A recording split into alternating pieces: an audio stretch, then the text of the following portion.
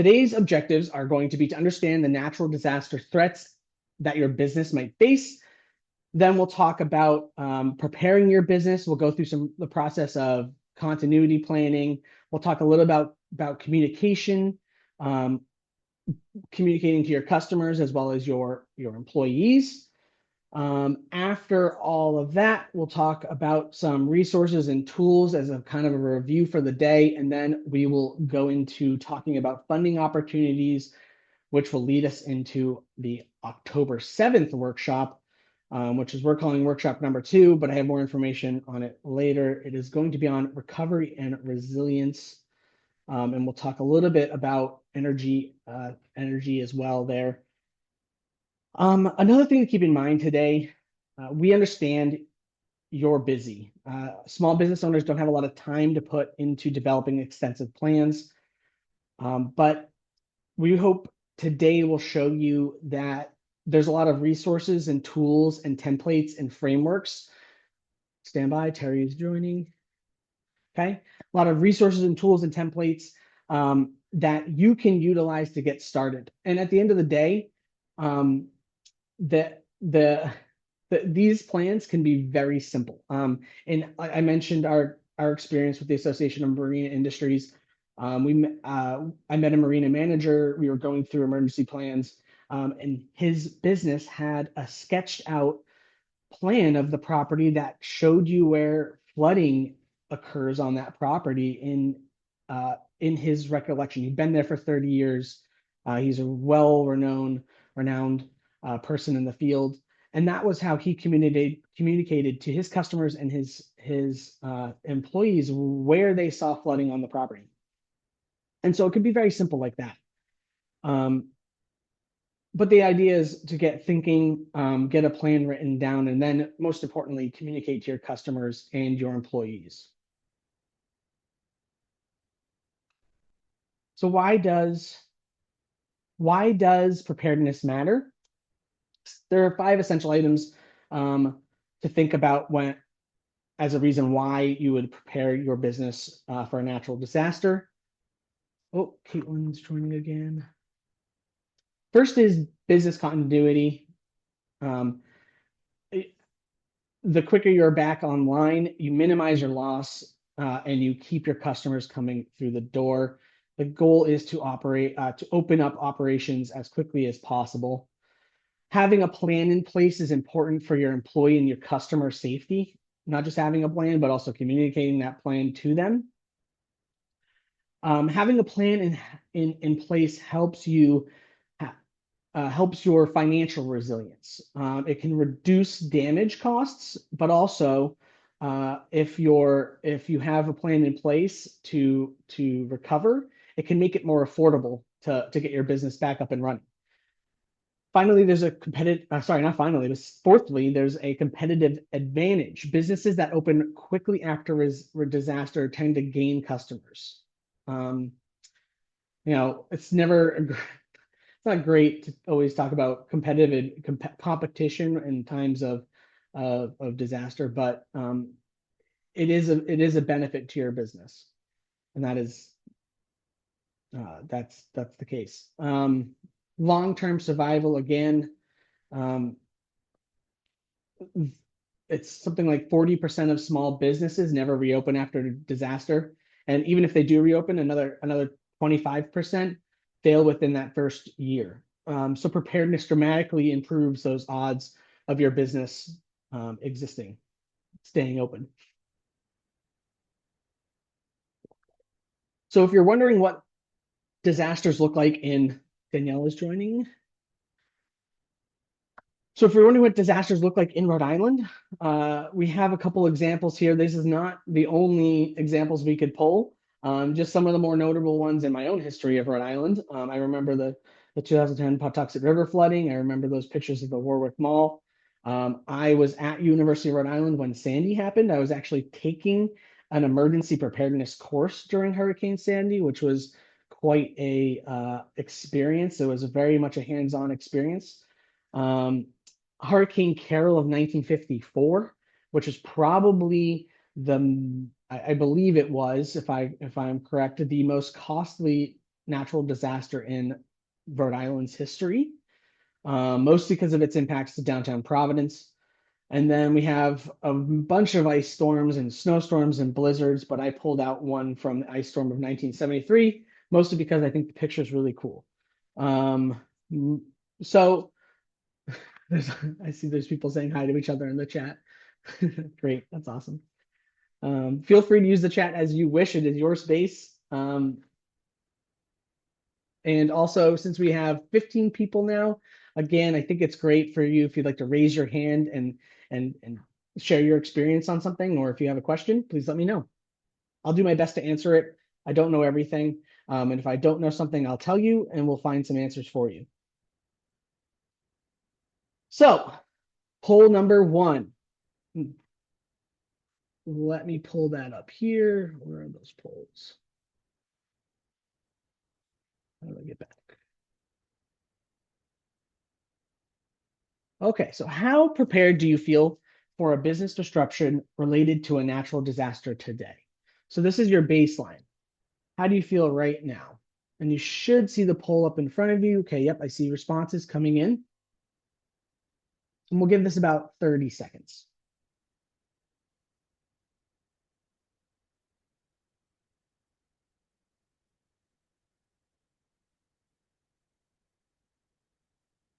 Okay, you got about 5 more seconds to put your information, put your response in. And we are closed. And let me share those results. So this crowd feels fairly well prepared, moderately to well prepared. That's great.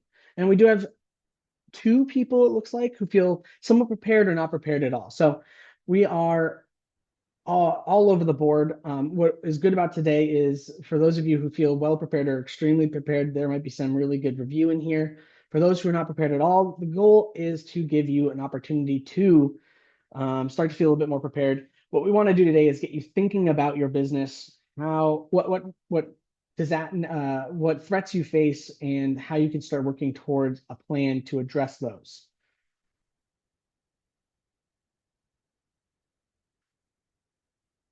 And we're stuck on this. Okay, so we're going to hop into assessing your risk. The goal for this section is to, again, understand the natural disaster threats that your business faces in Rhode Island.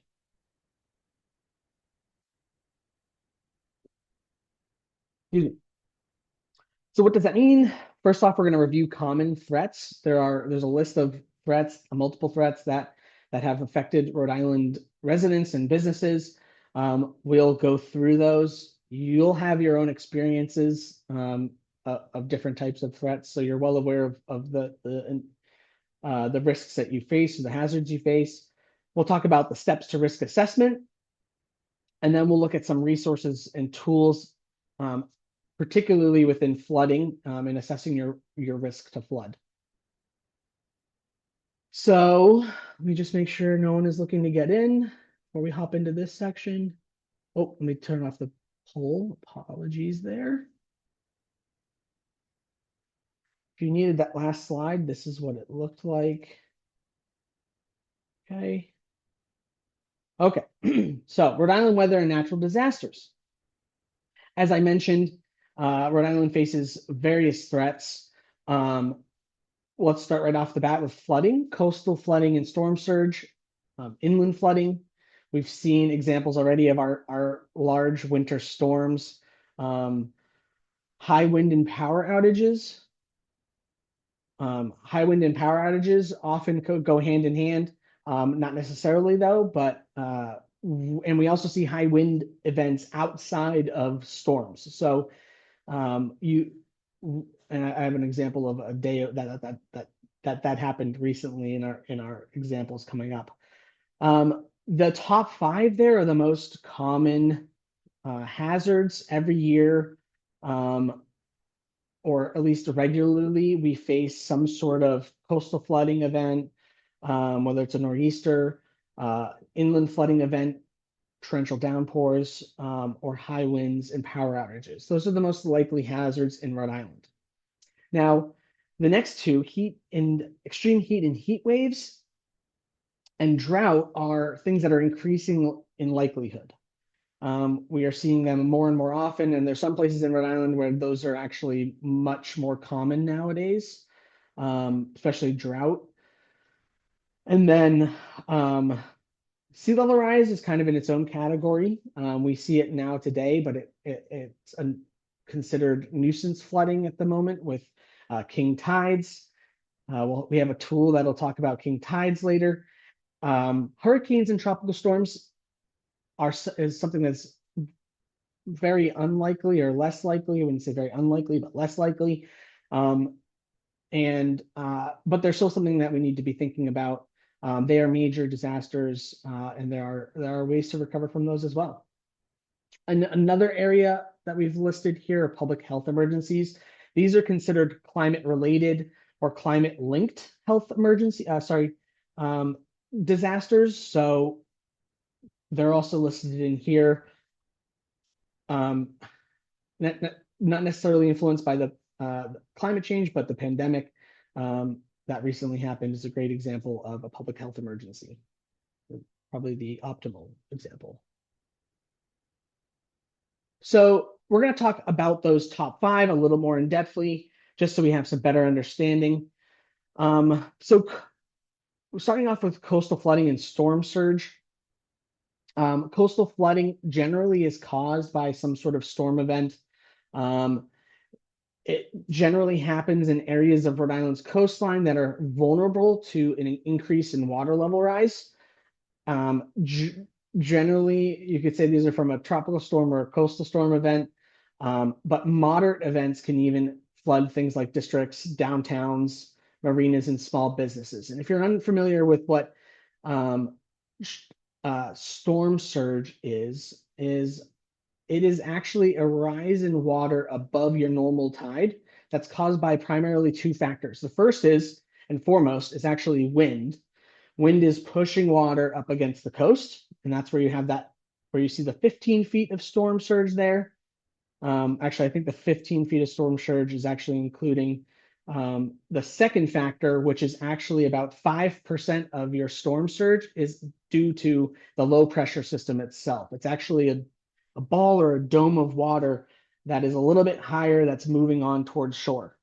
And then finally, we have storm tide, which is more related to the waves, the smaller waves that are built up on the surface of the water that push water inland as well. So all three of those things give you your storm tide. What are the impacts in a tropical storm or especially in a hurricane?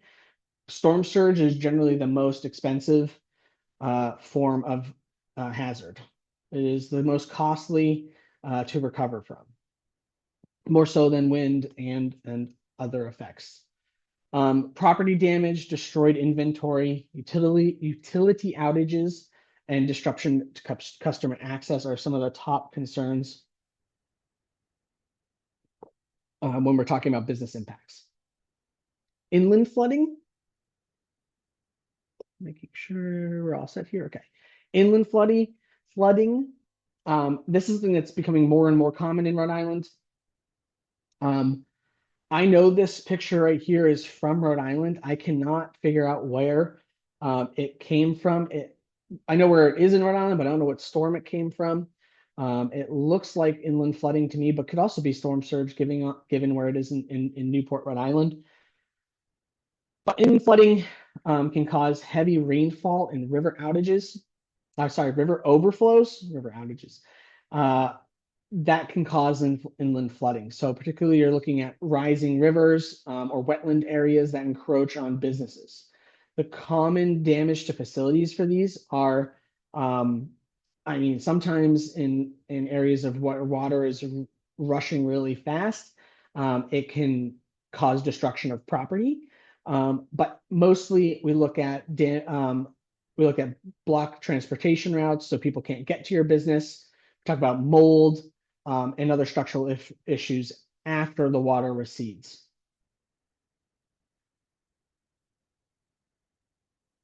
Nor'easters, they are very common in Rhode Island. You probably have experience with the nor'easter in your time living in Rhode Island to this point. I don't think we had any big ones this last year. I can't really think that far back. I have a small child. I have two small children, so sometimes my short-term memory is not so great.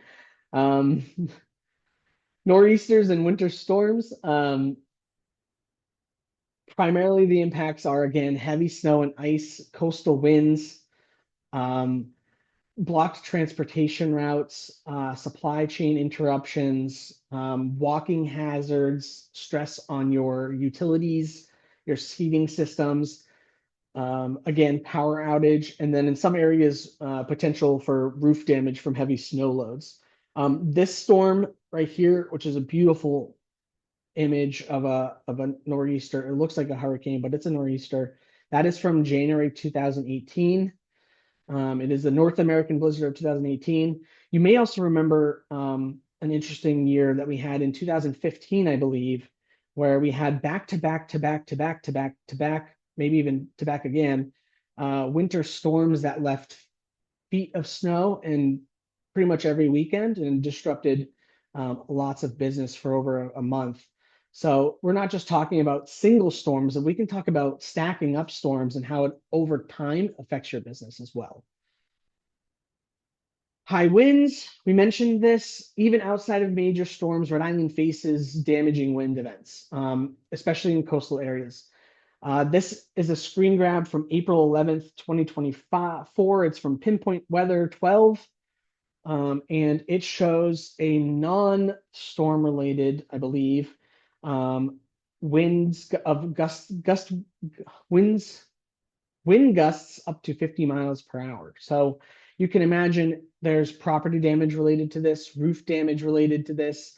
You could see a lot of times it's actually signage and seating that gets destroyed. And that's a cost to your business. And then finally, that there's unsafe travel, again, conditions that might keep your customers at home. So thinking about long-term effects, again, to your business if we see storms over and over again, and it might keep your customers at home. Related to wind is again power outages.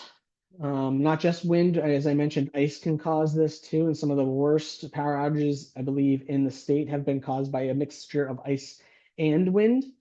Rhode Island's dense tree cover, which combined with high winds, snow and ice, again, causes power outages. The business impact, loss of critical systems, disruptions to your point of sale system, food spoilage if you have lots of inventory on hand, and then of course the inability to serve customers.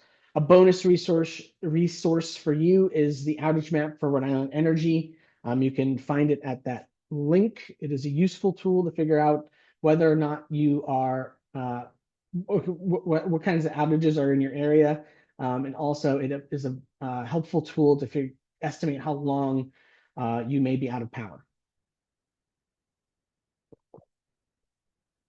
All of this is, sorry, not all of this, but much, there are a lot of resources available to you at ready.gov. We're going to talk a lot about ready.gov today and the Rhode Island Emergency Management website, which has a bunch of resources for small businesses. You can actually see right there, there's another tab that says Ready Business. We'll be talking about resources there. So before we move on to our next section, I'm going to bring up poll number 2 and also pause for a moment for comments and questions. So when we pull up the poll, and let me find that poll, weather experience. Is that where we are? Yes. Okay. Has your business experienced a disruption due to extreme weather or a natural disaster? And then this is also a great time if you want to hop into the chat and ask any questions. If you need to, get up and sit and stretch. We've already been into this about 30 minutes, which is incredible.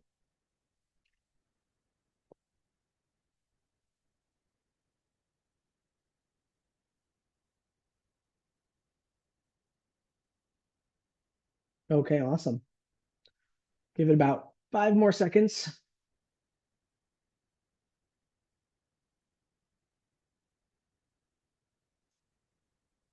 Okay, and I should be sharing the results to you. Has your business experienced a disruption due to extreme weather or a natural disaster? We have 67, 2/3 of the audience that participated said yes, two said no, and one said I do not recall. Nice. So I will be sharing a little bit of an experience I had. I have at a business I worked at in Rhode Island called Bristol Marine as we go through the examples here. So that is my experience. We've had a couple major storms, nor'easters mostly, that have caused our emergency plan that when I was working at the time caused us to think about impacts and hazards and emergency preparedness.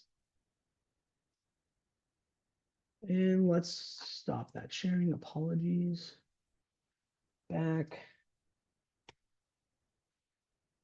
And we're moving forward. So the next section here is on flood risk tools and resources. This is going to be an important section when you're trying to understand the impacts on your business, specifically for flooding, inland and coastal flooding.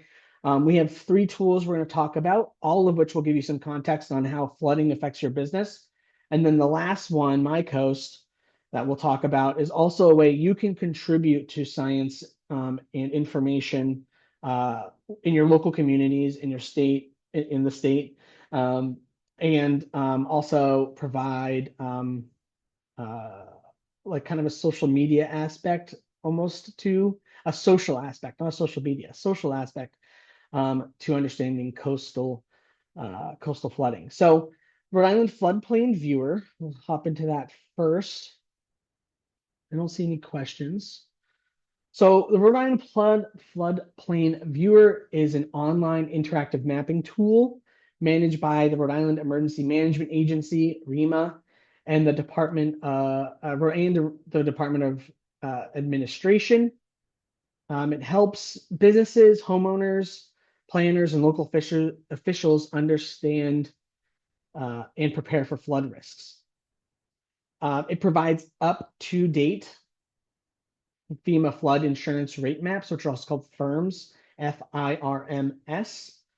If you're unfamiliar with that, again, it's FIRMS, flood insurance rate maps, without having to dig through the federal databases. It's Rhode Island specific, and it will provide information on inland and coastal businesses. So you can look at potential for inland flooding as well as potential for coastal flooding, all within one tool. I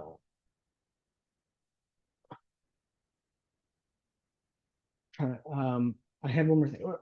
So then finally it allows your, so it allows you to see how flooding could impact your operations and critical facilities and infrastructure on your properties. I was planning on doing a little bit of a tutorial, but I don't think we will, given the time. And I would like to get on to some other activities first. So the next tool we want to talk about here is storm tools. Storm tools at the moment, I believe, is specifically for coastal inundation. So if you're a coastal business, you can look at how different scenarios. What's really cool about storm tools is it actually provides the scenario to you. So an example might be 1 foot of sea level rise. What does 1 foot of sea level rise look at my property? So we're talking about being able to look long term here, as well as it provides an opportunity for you to put in other scenarios like what is a 2 to 3 to 4 to 5 foot storm surge look like at my facility. So again, the idea here is it gives you more context for specific scenarios. I forgot to mention, you might notice that I said I've worked in Bristol Harbor. That is Bristol Harbor right there. And the business that, I'm not sure if you could see this, but on that left side of the harbor there, the water in the middle are these docks in the water. That is Bristol Marine. So I figured I'd share a place that I care a lot about. um, during this presentation.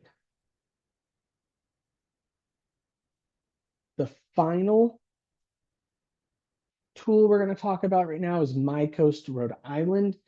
MyCoast is an online tool, and I believe it has a mobile app.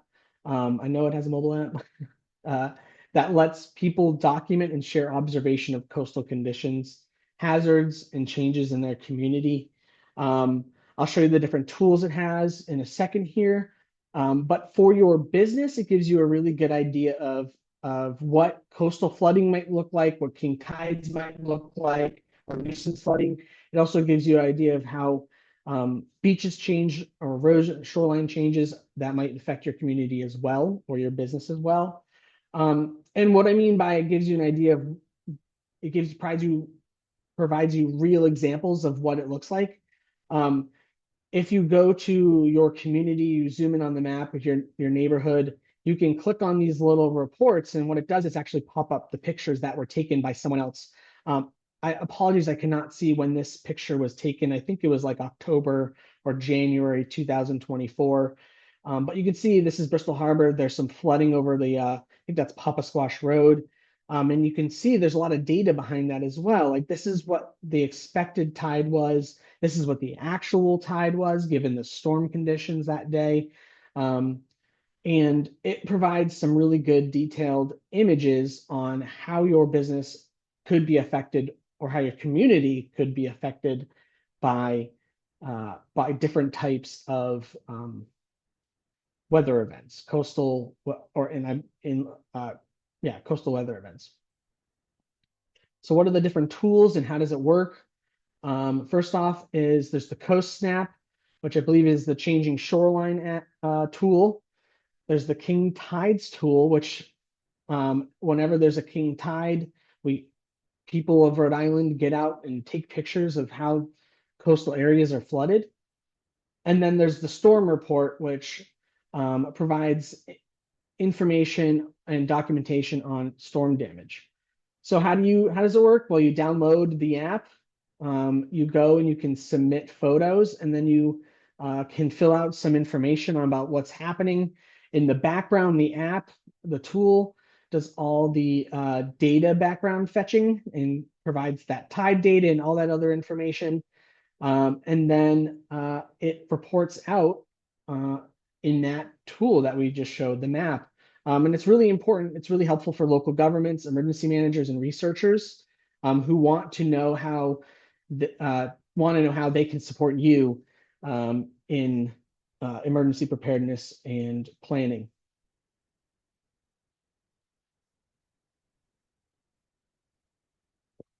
Okay, so we're going to pause here for 30 seconds just to do a how are we feeling?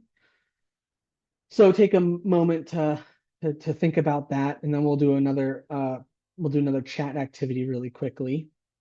Are there any questions to this point, or are there any thoughts that want to be shared? I know we have some experts on, I believe, some of those tools in the audience here. Okay. So with that, after a breath, we'll move on. Okay. What types? So we're going to move into a chat activity. Again, locate that bubble with the icon with the bubble and the 3 dots that says chat below it. And we'll talk about what types of natural disasters or weather impacts have you experienced while operating your business. So I believe we had 2/3 of the audience say that they've experienced something. Please feel free in the chat, or you could raise your hand and discuss what types of impacts you've experienced. And for me, it was, again, I mentioned I'd share some things about Bristol Marine. It was a fall nor'easter, and which is not uncommon, but not the same type of nor'easter you think about when you think about snow. It was mostly just rain and wind. And that's the experience I had. I worked that weekend and I was on the water that weekend. And so we have a vessel there and had to worry about the weather impacts to that vessel, as well as the vessels in the harbor.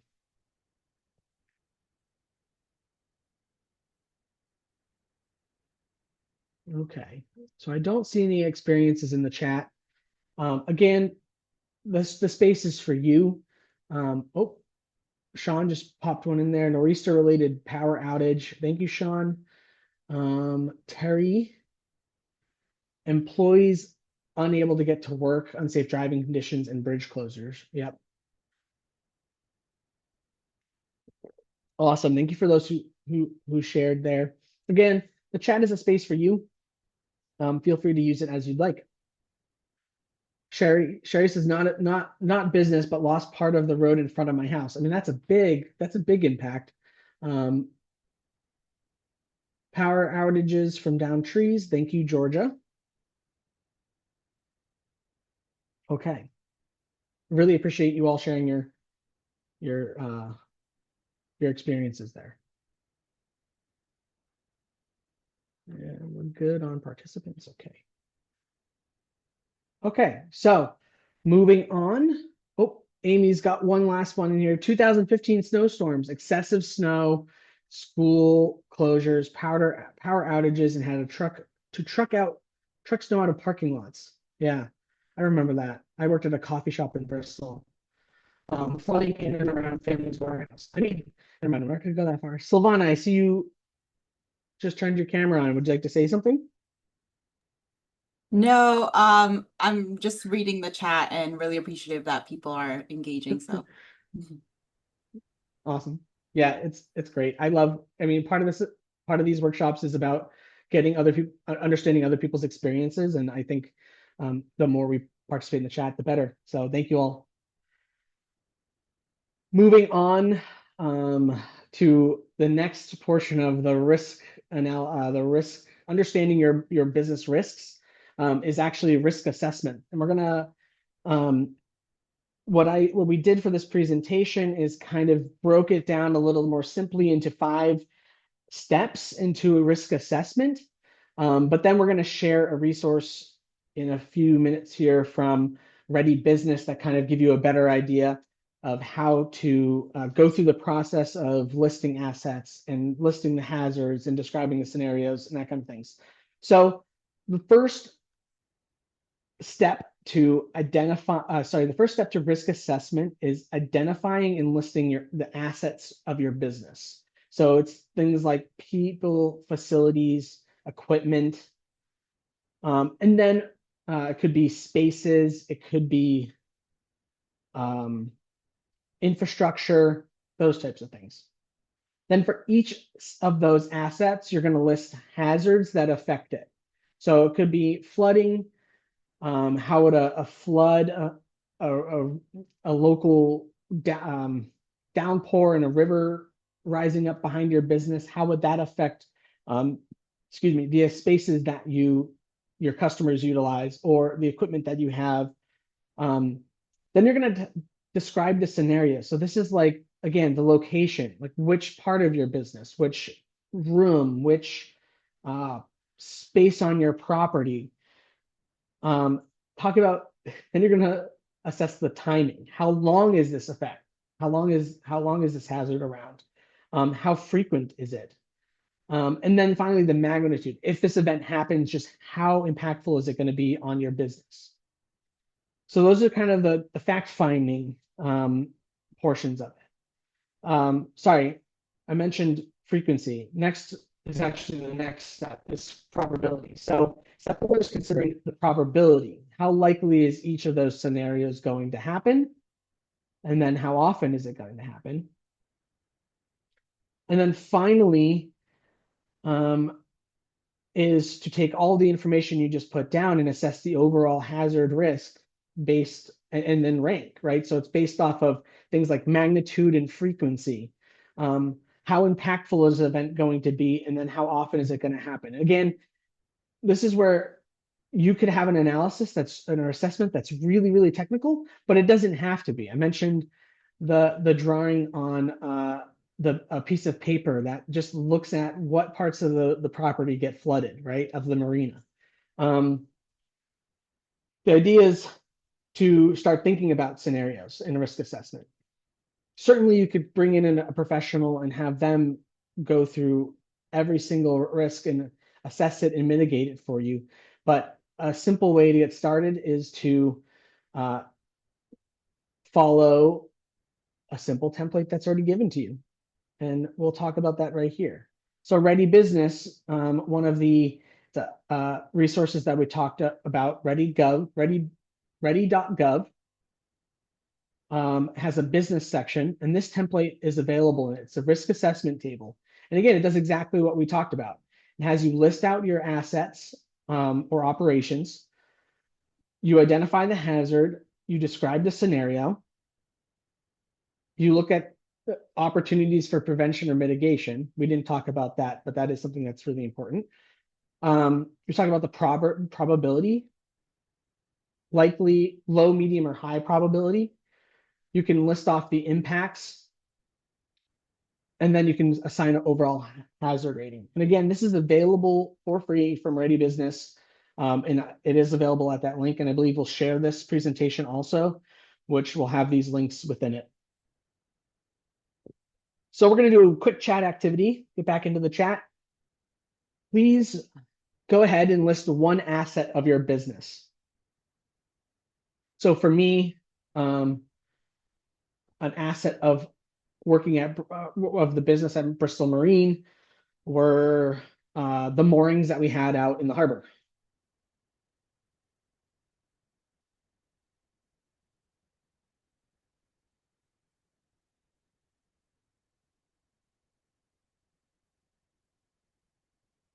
I mentioned the coffee shop I worked at. That another example of an asset would be that coffee shop had like a $35,000 um, uh, espresso machine, or $27,000. I forget, it was 27. It was something like in that range. Very expensive. So Sean says server and network equipment. You're AV tech, I believe, right, Sean? So yes, that's probably a very, very critical part of your business.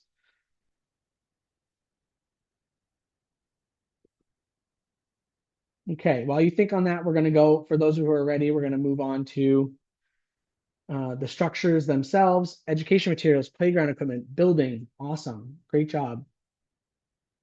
The structures themselves, the business, the building itself, and your inventory. Yep.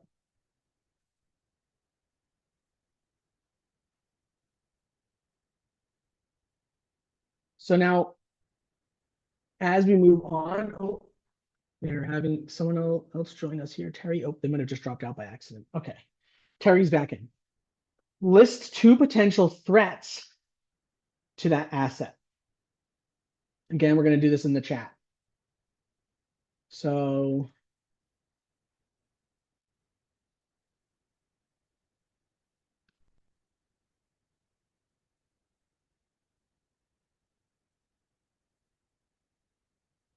I mentioned Bristol Marine. We have our moorings. We have boats on those moorings. A hazard would be wind pushing those moorings and those boats getting loose and drifting up onto shore. That would be a hazard. Sean says power outage, internet interruptions, wind damage, trees down, possible flooding, although low risk.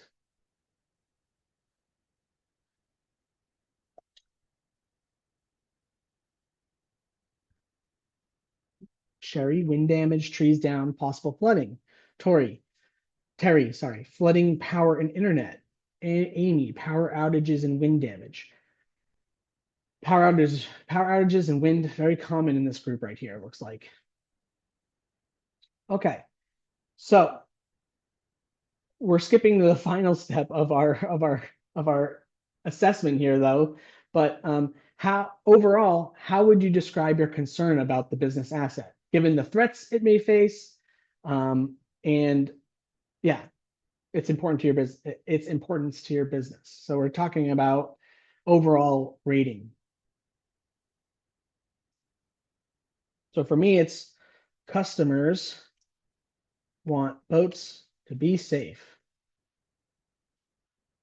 So it is a high or a high concern to operations.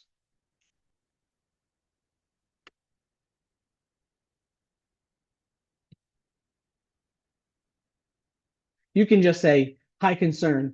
It is like, so Sean, imagine your power outage and an internet interruption to your business, to your servers is a high concern to your business.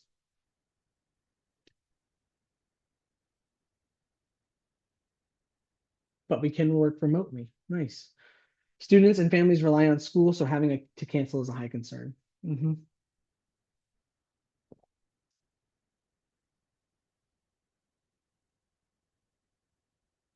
Okay, awesome, everyone. Thank you so much for participating in that moderate concern.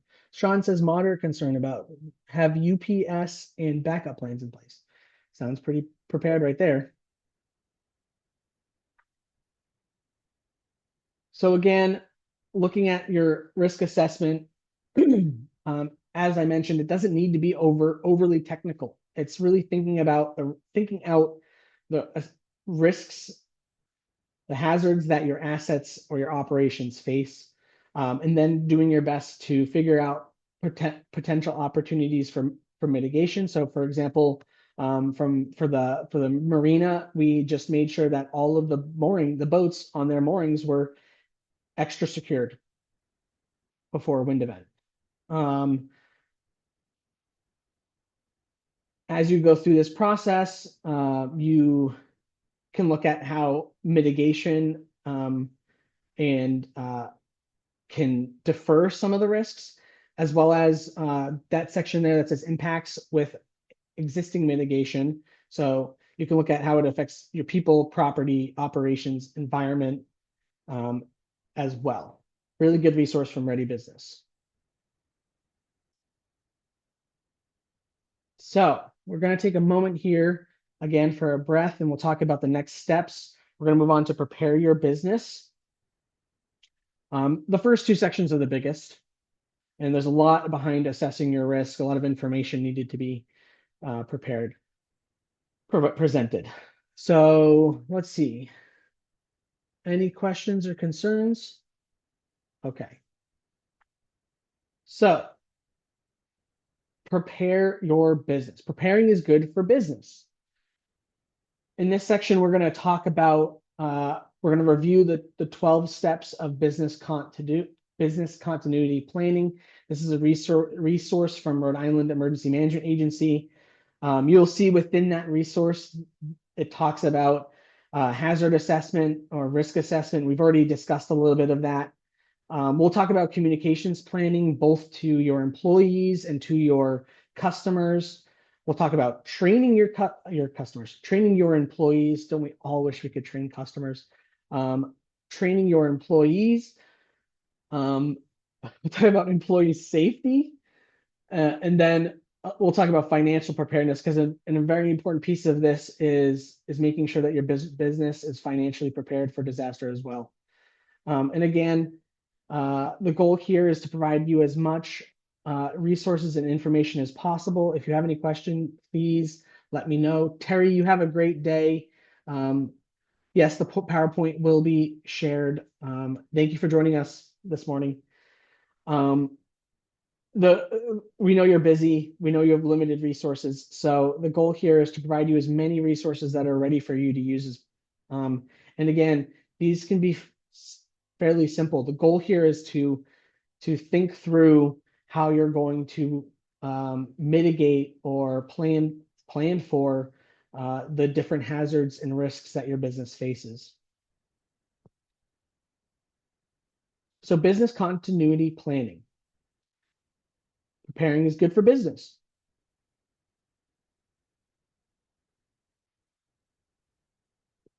So there's a lot here on this slide, and I'm going to break it down as I talk. Again, feel free. I'm going to let Alana back in here. And I don't have any questions. Awesome. So I'm going to break it down here into separate parts, and we'll talk about them. And then moving on over the next few slides, we have some more information on things like crisis communication planning, the workplace emergency supply items, those types of things. So steps 1 and 2, one is primarily about, they're both about people, right? So the idea for steps 1 and 2 are creating a list of people that are going to be important to your organization as you go through this process. The first group is your planning team, and this might include important people in your business, but it also might include, employees or specific subgroups, subworking, sections of your business. That's probably a better way to say it, that are important to certain operations. So that's your planning team. And the planning team is going to be the one that's going to be considering the different effects, the impacts on your businesses. They're going to help you deliver uh, strategies, mitigation strategies, and policies. Um, and I should also mention at the end of the day, if you're a small business owner with only a few employees, your planning team might be yourself, and that is okay as well. It is important to keep in mind your employees in this process, though. So engaging them in the development of your plan might be really important, is really important. Communication. These are the people that you want to communicate to in a disaster. So you're talking about employees, again, your key personnel. First responders are always important. And in some cases, if you're a larger, small business, you might be, or if you do specific types of things like events, it might be press or media. So again, step 1 and 2 focus on people.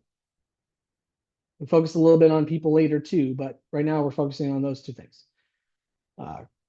Step 3, we've already talked about this, identifying risks and hazards. So again, here's where you're going to engage your team and you're going to talk about what risks and hazards are most likely your business is most likely to face. And you're going to you're going to assess the severity as well. The next step 4, is something we have not talked about yet, but we did talk about assets, is identifying internal and external resources that you can utilize with when a disaster happens. So it might be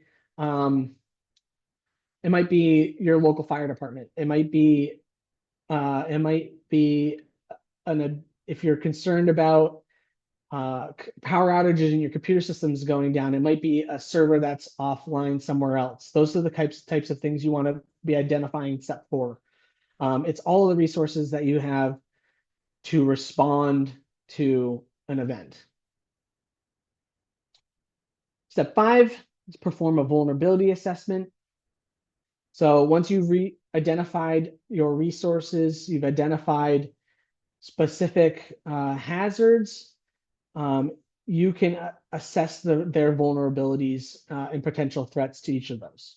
So again, we kind of talked a little bit about this. As you go through the risk assessment process, you're going to look at what hazards are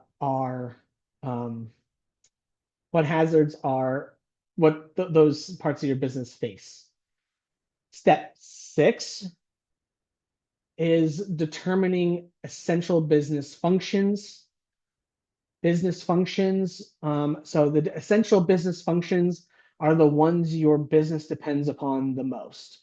It might be that espresso machine I talked about, where like if I'm a coffee shop and I don't have an espresso machine, what are we serving?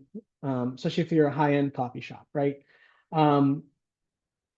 It might be specific teams that you need to respond to your business to bring things back online. So you might have a response team, or you might have a few employees that are really essential to making sure that your business operates properly.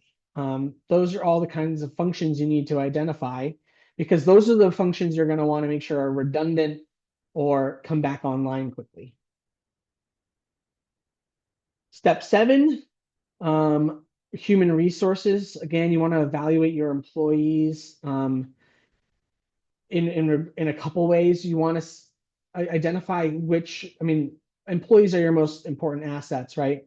We mentioned functions, the employees that have specific jobs that are really important. You want to make sure those people are identified. You want to make sure that you're planning a team is evaluating how employees are able to respond and how they're able to respond to emergencies. You need to look at what actions your employees need to take um, in order to help your business come back on. So the first section of that is really looking about like how is your employee going to uh, respond in their own personal lives, and then the second, so their ability essentially to come back to work and their ability to and what their actual task is going to be when they come back. What is their actual role?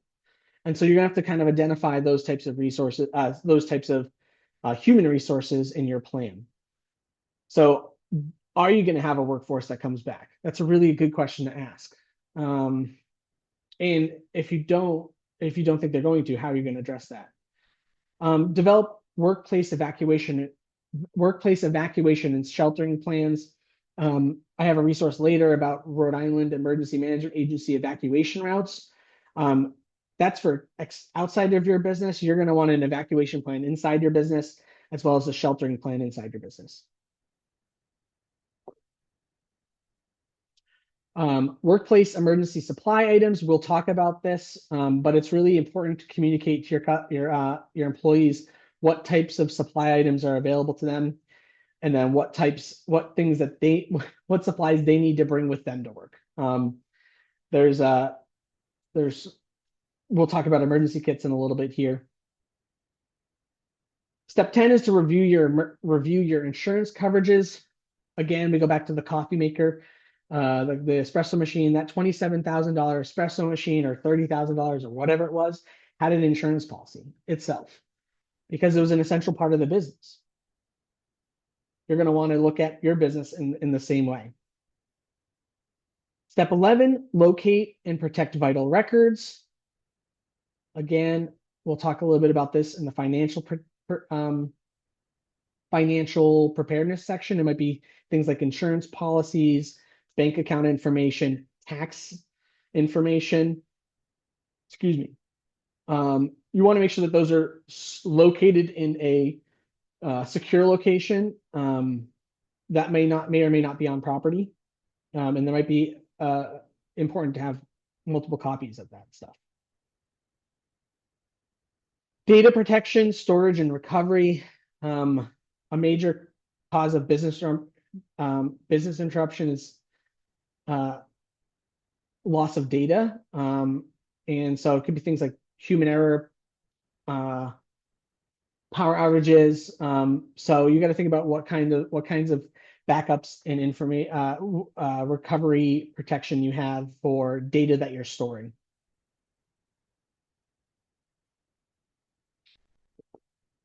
We're going to take just like a 20-second pause there for questions. Okay.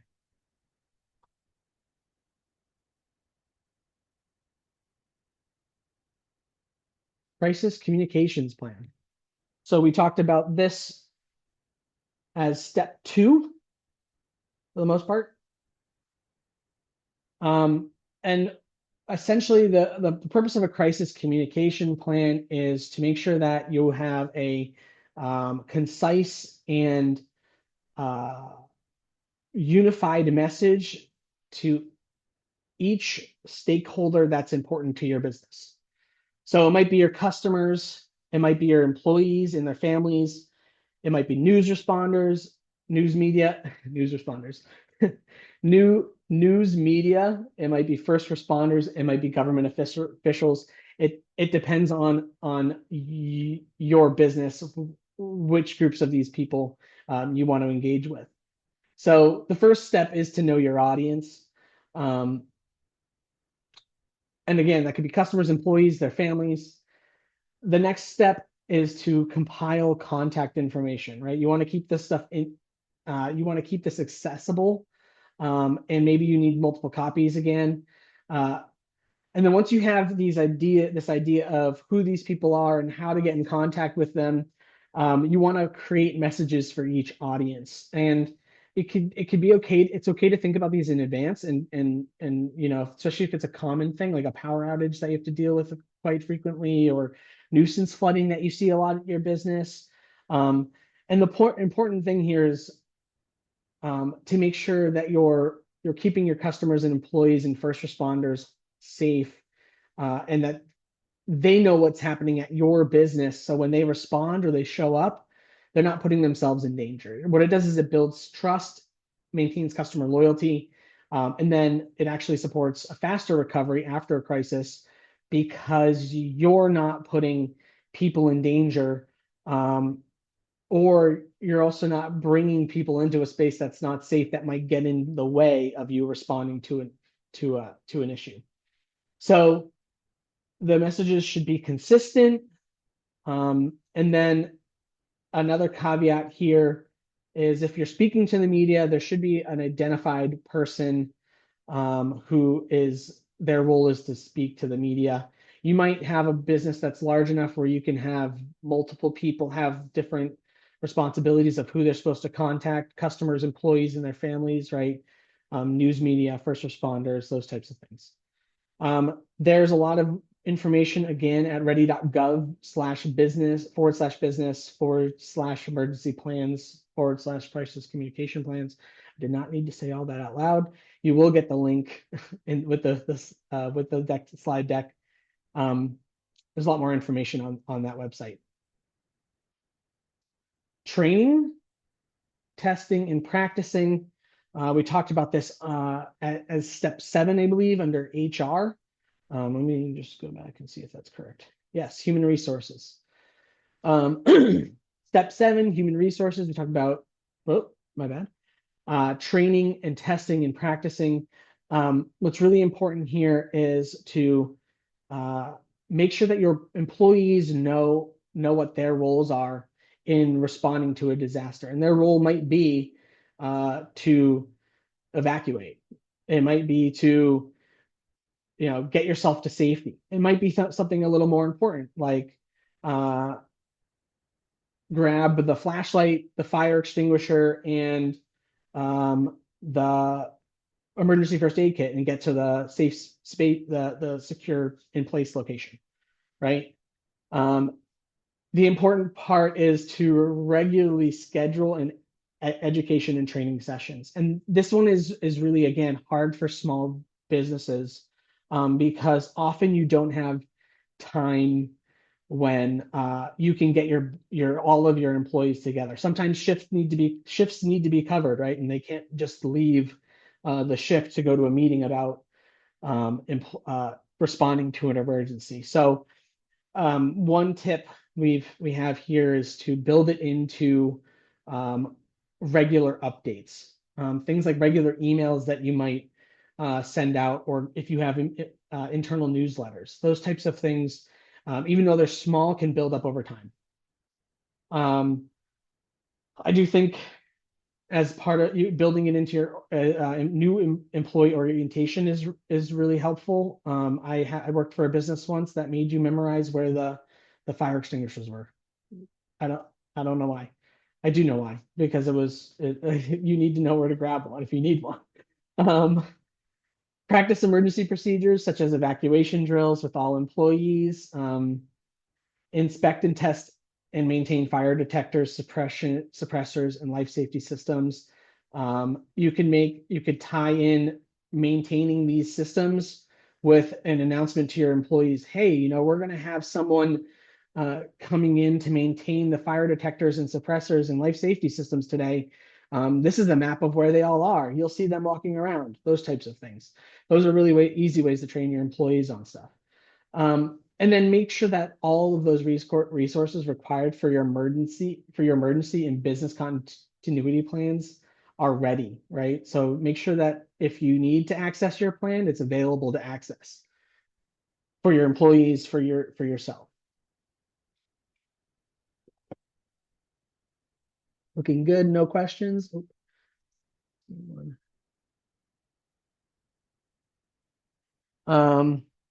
Employee safety. Next slide, come on. Employee safety. Okay, so moving on to employee safety. Again, your employees and coworkers are your business's most valuable assets.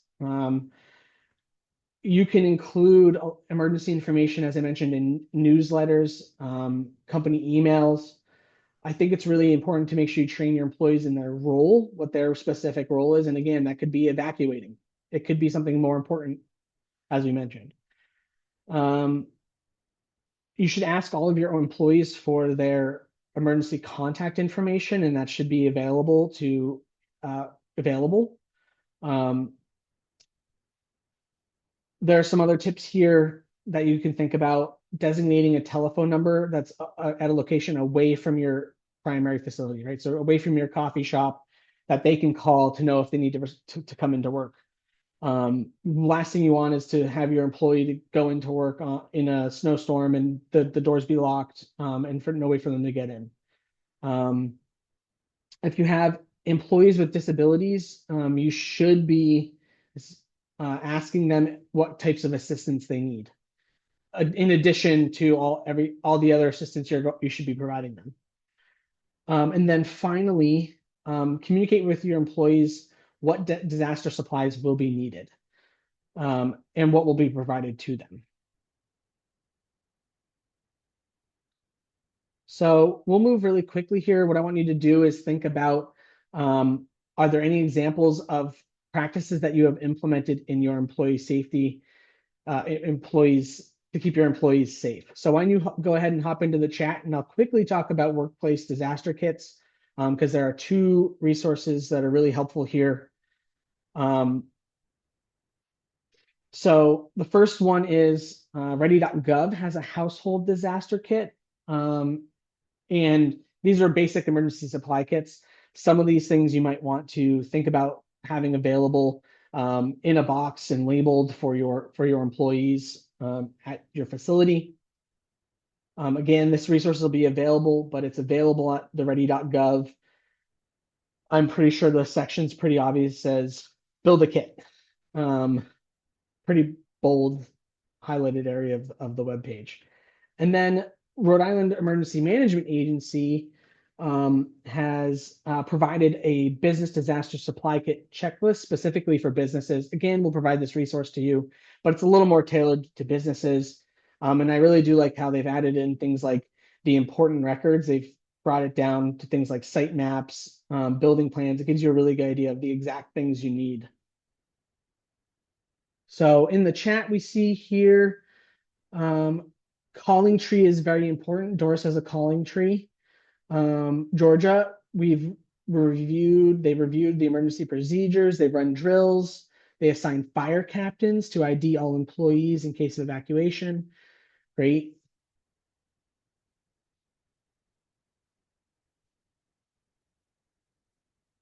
Moving on to financial preparedness, we have about 15 minutes left. So the way I designed this is we can have a lot more time in the first and second sections. And if we need to, we can move faster through the third. So don't worry, everyone. Financial preparedness. Often this section right here is about household finances. Often small business finances are tied directly into household finances. So it's important to also follow the ready.gov recommendations. They have an emergency financial first aid kit available on the FEMA website. I believe, yep, I've linked it there. But again, it does those things like gathering your financial and critical personal information, consider saving money. Again, we know resources are limited, but having an emergency savings account could be very helpful. And then insurance policies, make sure your critical things have insurance policy, your business, any special equipment, anything that you need to go above and beyond. The IRS has some more information available for financial preparedness tips, specifically for businesses. Take advantage. So they say you should take advantage of paperless record keeping for financials and tax records. In my experience, I've heard people say you should be doing both, taking care of keeping paperless records as well as keeping records on hand, and you should probably have 2 copies of those records in 2 different locations. Document all your valuables and business equipment. Again, this might be required for an insurance policy if you have insurance policy on any equipment. But then you got to make sure that your insurance policies are up to date and provide the coverage that you actually need. Remember that inflation, for example, has brought the cost of things up. You might need to reevaluate your policy if you're going to replace any bit of equipment with what you have now.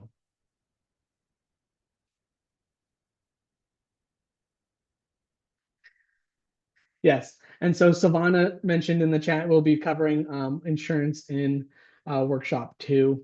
Okay, we nothing else in there? No, okay. Okay, so today's objectives, we've gone through assessing your risk, we've gone through preparing your business.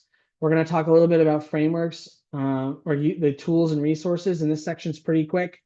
And then we'll hop into funding opportunities. So you don't have to start from scratch. And I'm sorry, this looks a little bit like a jumbled link page, which part of it is meant to be that, so that you have these links readily available for you when you go back and look at this resource later.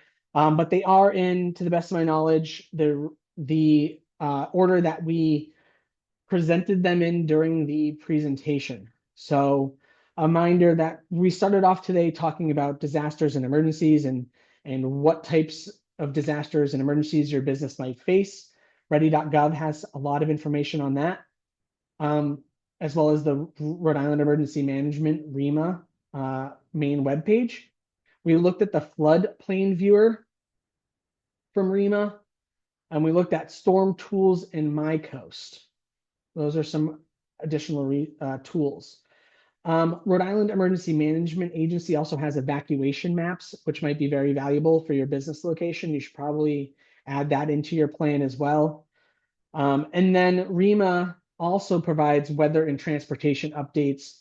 You can sign up for alerts through the weather and transportation updates. So you should think about doing that for your business and your business location. We talked about risk assessment. So we looked at Ready Business and as well as the Ready Business risk assessment worksheet. Those are available at ready.gov, Ready Business section. Next, we went into preparing your business. REMA has a lot of resources on business preparedness and continuity planning. We looked specifically at and did I not put it on here? I didn't. Wow, that's hilarious. We looked specifically at Rhode Island Emergency Management Agencies. Don't worry, I'll fix this slide before we send it out to you all. We looked specifically at the Rhode Island Emergency Management Agencies, 12 steps to continuity planning. There are other resources from ready.gov about business continuity planning. They're all a little bit different. The concept is the same though. So utilize any and all the resources, but pick one that you feel is best for you. We talked about building a disaster. We talked about, employee training. There's resources on employee training. There's resources from ready.gov on building a disaster preparedness kit. And then finally, we talked about financial preparedness. And you can find information on financial preparedness from a household perspective at ready.gov, and then from a business financial perspective, also at irs.gov. So there's a lot of tools out there. Again, you don't have to start from scratch. Simplifying this and doing your best to start off is great.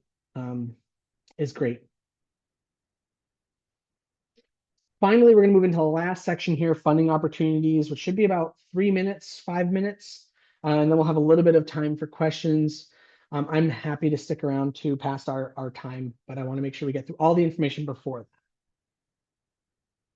So funding opportunities. One thing about funding opportunities here is we've tried to stick to funding opportunities that are really about preparedness. There's really not a lot of resources out there for preparedness and mitigation. A lot of the resources, and we'll talk about this in our next workshop, are about recovery And then mixed in with recovery is long-term mitigation for specific threats. Um, but anyway, this is one we wanted to highlight, which was the U.S. Chamber of Commerce Foundation Ready for Resilience program. And R4R is what it looks like as an acronym, like the number four. Um, and what's really cool about this program is it actually supports you in building a resilience plan, building preparedness plans, continuity plan. And then once you've gone through all these steps uh, and you've taken a quiz, you can apply for a grant um, when a state of emergency order or disaster declaration has been made. So the key is, though, you got to put all the effort in before in making yourself resilient and ready in order to access the grant later. So that's why we threw it in here. They want you to develop a preparedness plan, and you can find more information at the uschamberfoundation.org. The next grant we wanted to highlight was specifically for businesses in Pawtucket. This is, I think, yeah, it says right here, the application opened on August 5th. It is offering grants of up to $100,000. They have $2.3 million allocated, and the funds will stay open until all the funds have been distributed, I believe. And there's a caveat slightly here is a 10% match to businesses. So I just wanted to put that put that out there up front. The program does provide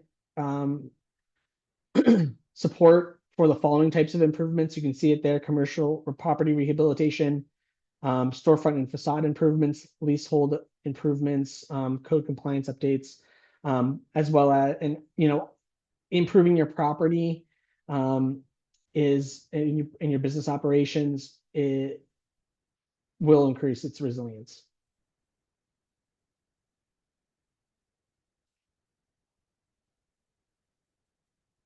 We also wanted to highlight an upcoming energy efficiency grant program. We're going to talk more about this in workshop 2. We'll talk a little bit about all of these more in workshop 2. But just in case you're not going to be able to visit with us, we will talk about them here. This is a program that will be coming soon in 2026. It is a partnership between Rhode Island Commerce, Rhode Island Energy, Rise Engineering, and the EC4. It'll be primarily focused on energy efficiency upgrades, and again, along with energy efficiency with upgrades to your property, do help increase long-term resilience for your property. So stay tuned for more updates on that. And Sylvan is here as well. But